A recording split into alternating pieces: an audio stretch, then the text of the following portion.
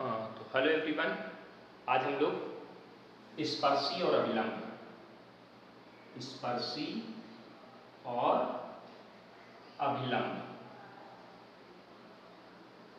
Start कर रहे हैं। ठीक है, अब देखिए स्पर्शी के बारे में कॉन्सेप्ट को समझना है। जैसे मान लीजिए ये आपका कर्व है, तो कर्व की किसी पॉइंट पर उसको टच करने वाली जो लाइन होती है उसको स्पर्शी बोलेंगे आप लोग। दिस इज कॉल्ड टेंजेंट या स्पर्शी, इसी को हम लोग स्पर्शी कहते हैं। ये स्पर्शी है, ये क्या है आपकी स्पर्शी है। ठीक है, जिस बिंदु पर ये टच कर रही है इस कर्व को, उसको बोलते हैं स्पर्श बिंदु। क्या बोलते हैं? स्पर्श बिंदु। ठीक, स्पर्शी स्पर्श बिंदु। और ये स्पर्शी जो एक्स एक्सिस से एंगल बनाती है, स्पर्शी एक्स एंगल से जो एक्स एक्सिस से जो एंगल बनाती है उसको हम थीटा बोलते हैं। थीटा या कहीं कहीं फाई भी बोला जाएगा, तो परेशानी वाली बात नहीं है इसमें। ठीक, तो स्पर्शी स्पर्श बिंदु और थीटा, तीन बातें मैंने आपको बताएं। किसी कर्व को किसी पॉइंट पर जब कोई लाइन टच करती है तो उसको स्पर्शी कहा जाता है। जिस बिंदु पर टच करती है उसको स्पर्श बिंदु कहते हैं, और जो लाइन होती है उसको स्पर्शी कहते हैं, और जो एक्स एक्सिस से एंगल बनता है उसे थीटा कहते हैं। अब आपने पढ़ा था प्रवणता 11th में, प्रवणता m = tan थीटा। तो ये कौन है? ये स्पर्शी है। तो स्पर्शी की प्रवणता, अब यहाँ स्पर्शी तो नाम दे दिया, स्पर्शी की प्रवणता m कितना एंगल बना रही? थीटा। तो यहाँ पर फॉर्मूला चलेगा m = tan थीटा। अगर कोई स्पर्शी एक्स एक्सिस के साथ 30 एंगल का एंगल बना रही है तो उसकी प्रवणता क्या होगी? m = tan 30 हो जाएगी। ठीक, इतनी बात तो हमें समझ में आ गई। फिर हमने साथ ही साथ एक और चीज पढ़ी थी कि m = dy/dx भी कहलाता है। m = dy/dx भी कहा जाता है। m का मतलब dy/dx। कैसे? जैसे मान लीजिए ये पॉइंट है, इसके कोऑर्डिनेट x, y है, और ये जो स्मॉल सेगमेंट है वो ds है, और ये जो स्मॉल सेगमेंट है वो dy है। तो इस ट्रायंगल को आप देखिए जरा, tan थीटा = क्या लिखोगे?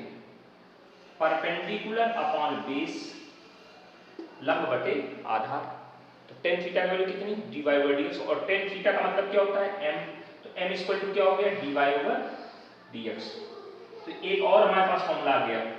एक तो m = tan थीटा हो गया, स्पर्शी की प्रवणता निकालने के लिए अगर हमें एंगल मालूम है तो हमें m = tan थीटा यूज करेंगे। अगर हमको एंगल नहीं मालूम होगा तो हम m = dy/dx eight the point मतलब जिस बिंदु पर कहेंगे उस पॉइंट को इसमें सेटिस्फाइड करा देंगे, प्रवणता निकल आएगी। बात समझ में आ गई? स्पर्शी की प्रवणता कैसे निकाली जाएगी? अगर आपको एंगल दिया गया है तो m = tan थीटा यूज करेंगे। अगर आपको कोण दिया गया है तो m = tan थीटा यूज करेंगे, और अगर आपको एंगल नहीं दिया गया है तो आप इस कॉन्सेप्ट को यूज करेंगे। क्लियर हो गई इतनी बात? ठीक, कोई इसमें डाउट नहीं होना चाहिए। फटाफट देखते चलिए, आगे बढ़ते हैं। लोग नोट कर लिया होगा, जिन्होंने नहीं नोट किया वीडियो को रोक करके आराम से नोट कर लें। ठीक है, हाँ। अब देखिए स्पर्शी के सवाल हमारे पास तीन तरीके के होंगे। स्पर्शी के सवाल हमारे पास तीन तरीके होंगे। नंबर 1, जब हमें स्पर्श बिंदु दिया हो। नंबर 1, अगर आपको सवाल में, आप पेपर देखेंगे, कॉपी देखेंगे, मतलब क्वेश्चन पढ़ेंगे, अगर उस क्वेश्चन में आपको सीधे सीधे स्पर्श बिंदु दे दिया गया है, सीधे सीधे आपको स्पर्श बिंदु दे दिया गया है, तो वह सवाल प्रथम प्रकार का होगा। किस प्रकार का होगा? प्रथम प्रकार का होगा। उसमें करना क्या है? सबसे पहले आपको क्या करना है? नंबर 1 स्टेप क्या है? स्टेप 1, प्रथम स्टेप, फाइंड dy/dx। dy/dx निकालें। क्या निकालें? dy/dx निकाल लेंगे। फिर उसके बाद स्टेप सेकंड, स्पर्शी की प्रवणता, फॉर्मूला तुमने बताया क्या? dy/dx एट द पॉइंट, जो स्पर्श बिंदु इसको बोलेंगे x1, y1। स्पर्श बिंदु का नाम क्या है? x1, y1। जो स्पर्श बिंदु दिया होगा उसको इसमें रख देना dy/dx में, स्पर्शी की प्रवणता निकल आएगी। फिर थर्ड स्टेप थर्ड, स्पर्शी की समीकरण किस फॉर्मूले से, y minus y1 is equal to स्पर्शी की प्रवणता इंटू x माइनस x1, या इसको दूसरे शब्दों में ऐसे भी लिख सकते हैं y minus y1 is equal to m x minus x1। m क्या है, स्पर्शी की प्रवणता, यहाँ m क्या है, स्पर्शी की प्रवणता, तो m भी लिख सकते हैं। तो y minus y1 m x minus x1, x1 कामा y1 क्या है, स्पर्श बिंदु है, जहां x1 कामा y1 स्पर्श बिंदु और m स्पर्शी की प्रवणता है, क्या है, प्रवणता है। नोट कर लीजिएगा, पहले टाइप के क्वेश्चन इन 3 स्टेप पे काम करेंगे तो आपको पहले टाइप का क्वेश्चन समझ में आ जाएगा, कैसे करना है, प्रोसीजर आपको क्लियर हो जाएगा, है ना। नोट करते चलिए, नोट करते चलिए फटाफट अच्छे से, कहीं कोई डाउट नहीं होना चाहिए। अभी एग्जांपल्स हम सब पे बताएंगे, सारे टॉपिक पे। 3 टॉपिक हैं, स्पर्शी के सवालों को हम 3 भागों में विभक्त किए हैं। नंबर 1 जब हमें स्पर्श बिंदु दिया गया हो, नंबर 2 जब हमको आधा स्पर्श बिंदु दिया गया हो, नंबर 3 जब हमको स्पर्श बिंदु न दिया गया हो। इन 3 बातों को हम समझेंगे यहाँ पे, ठीक है ना। चलिए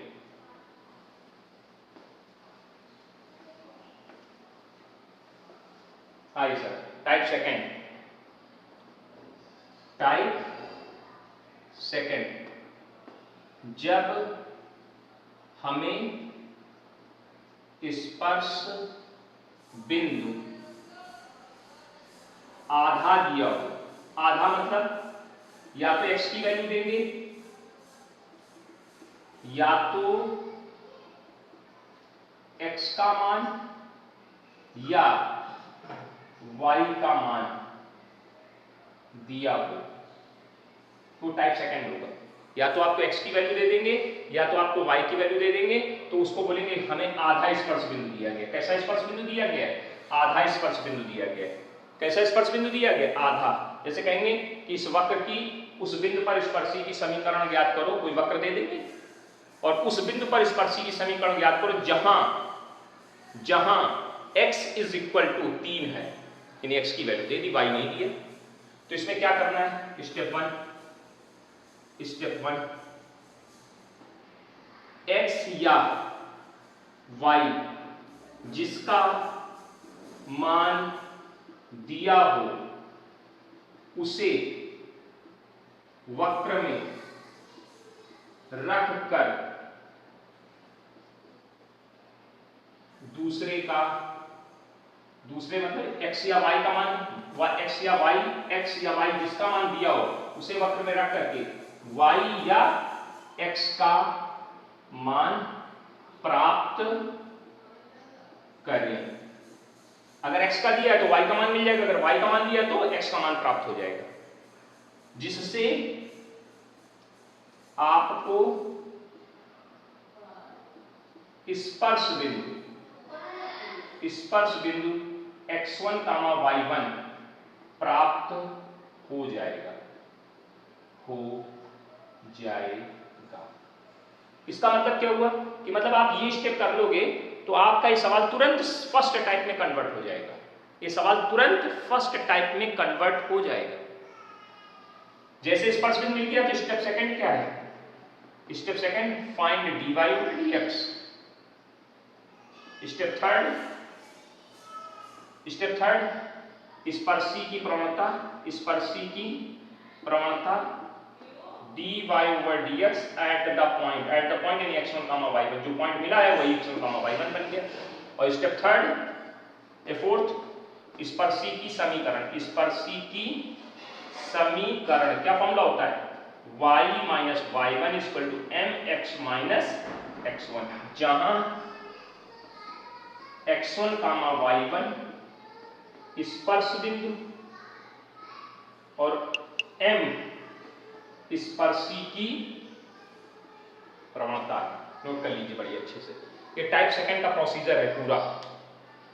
एक एक चीज हमने आपके सामने लिख रखी है, आपको इसी मेथड इसी तरीके से चलना होगा, ठीक है ना, कोई डाउट नहीं होना चाहिए इसमें। हाँ फटाफट नोट करिए, कहीं कोई दिक्कत हो तो बता दीजिए, जल्दी से फटाफट नोट करिए। चले आगे बढ़े। बेटा आ रहा है?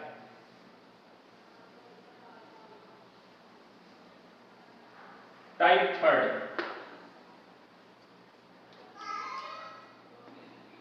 टाइप थर्ड, टाइप थर्ड क्या कहता है?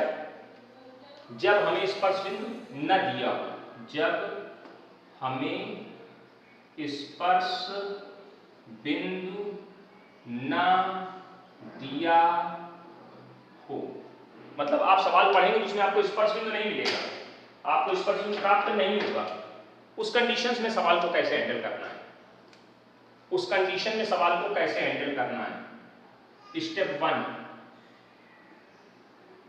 सर्वप्रथम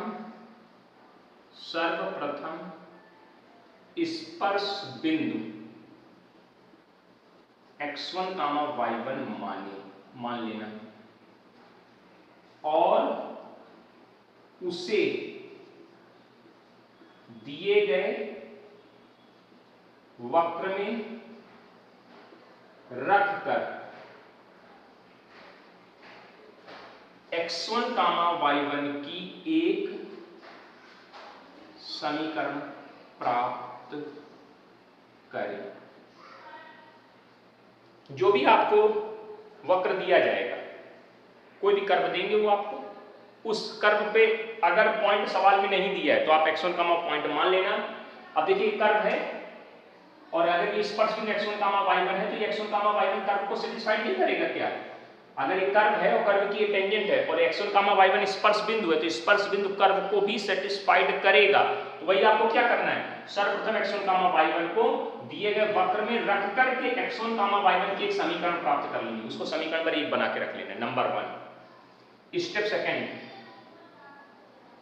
second, find dy over dx। Step third, स्पर्शी की प्रवणता dy over dx at the point सवाल में दिया नहीं तो x1, y1 को ही स्पर्शी में रख देंगे, dy dx में रख देंगे, तो स्पर्शी की प्रवणता x1, y1 के पदों में आ जाएगी। स्पर्शी प्रवणता किसके पदों में आएगी? x1, अब अगर आपको सवाल में स्पर्श बिंदु नहीं देंगे तो वो कोई ना कोई कमेंट सवाल में जरूर देंगे। अगर आपको स्पर्श बिंदु सवाल में नहीं दिया होगा तो उस सवाल में आपको कोई ना कोई कमेंट दिया होगा जिसके आधार पर आप दूसरी समीकरण बना पाएंगे। स्पर्शी प्रवणता आ गई। स्टेप थर्ड के बाद फोर्थ, प्रश्न के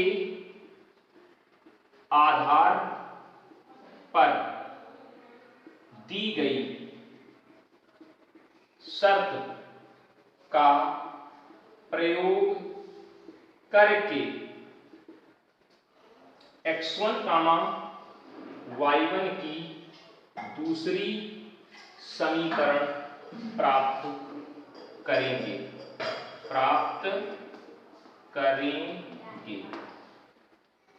अब जैसे आपने स्पर्शी प्रवणता निकाल ली, ये आ गई। अब वो कमेंट देंगे स्पर्शी x अक्ष के साथ 45 डिग्री का कोण बनाती है, तो यानी कि उन्होंने आपको स्पर्शी की प्रवणता दी है कितनी, m=tan थीटा, और आपने स्पर्शी की प्रवणता कितनी निकाली, जो यहां निकली, तो दोनों आपस में कैसी हो जाएंगी, बराबर हो जाएंगे। x1, y1 की एक इक्वेशन यानी मिल गई, एक इक्वेशन पहले मिली, एक इक्वेशन अब मिली।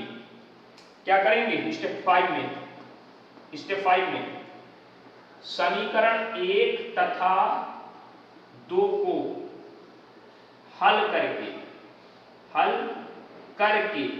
x1, y1 प्राप्त करेंगे। और जैसे ही x1, y1 मिल जाएगा, सवाल फर्स्ट टाइप का बन गया। भैया dy dx हो चुका है, dy dx कर ही चुके हो, x1, y1 मिल गया, स्पर्शी की समीकरण। स्टेप थर्ड के बाद 6, टाइप 1 की तरह आगे बढ़ेंगे। ठीक, क्या यूज करेंगे, टाइप 1 की तरह आगे बढ़ जाएंगे। टाइप 1 की तरह आगे बढ़ेंगे, नहीं दिख रहा नीचे वाला, देखो दिख गया होगा, टाइप 1 की तरह आगे बढ़ेंगे। ठीक, कोई दिक्कत हो तो नोट बताइए हमें, इसको फटाफट नोट कर लीजिए। टाइप 1, टाइप 2, टाइप 3, हमने तीनों टाइप की वैरायटी को आपको समझा दी है। हमने आपको ये बताया इसमें कि क्वेश्चन कैसा होगा, किस अप्रोच के अकॉर्डिंग हमको काम करना है। सबसे पहला काम हमारा क्या होगा, अगर हमको सवाल में क्वेश्चन में स्पर्श बिंदु पढ़ा, आपने सवाल पढ़िए, जैसे सवाल आया आपके सामने सवाल को पढ़ना शुरू करिए, एक एक लाइन को पढ़िए। अगर आपको स्पर्श बिंदु पॉइंट के रूप में दे दिए 2,4, 3,6, 6,8, कुछ भी आपको सवाल में अगर वो दे देते हैं तो वो सवाल टाइप 1 का बन जाएगा। अब जब सवाल वो टाइप 1 का बन गया तो उसको लगाने की जो विधि आपको हमने बताई है उस विधि का यूज करेंगे। क्या विधि है, सबसे पहले डी/ds निकालेंगे। डिफरेंशिएशन आपको आता है, डिफरेंशिएशन करने में आपको कोई दिक्कत होनी नहीं चाहिए, चाहे वो किसी तरह का कर्व हो, चाहे वो पैरामीट्रिक हो, चाहे वो इम्प्लिसिटी हो, मतलब स्पष्ट हो या अस्पष्ट हो, किसी भी तरह का वो हो, आप उसका डिफरेंशिएशन कर लेंगे, क्योंकि डिफरेंशिएशन चैप्टर को आप पूरी तरह पढ़ चुके हो। तो उसका डी/ds निकाल लीजिए। जो डी/ds निकले उस पर उस पॉइंट को सेटिस्फाइड करा दो।